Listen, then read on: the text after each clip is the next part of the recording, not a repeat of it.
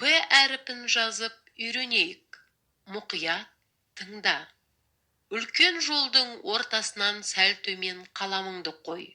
Төмен қарай түзу көлбеу жүргіземіз де, астыңғы сызыққа жете бере, солға қарай астыңғы сызыққа тигізе ілгек жасаймыз.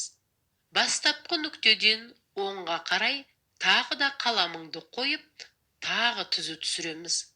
Астыңғы сызыққа жете бере, оңға қарай астыңғы сызыққа тигізе ілгек жасаймыз. Бірінші элементтің сол жағын ала, солдан оңға қарай түзу қалпақ кигіземіз. Жазу жолының үстіңгі сызығына қаламыңды қой. Астыңғы сызыққа дейін түзу түсіріп, сол сызықты бастыра ортасына дейін қайта көтерілеміз де, оңға қарай бұра, үстіңгі сызыққа тигізе доға сызамыз.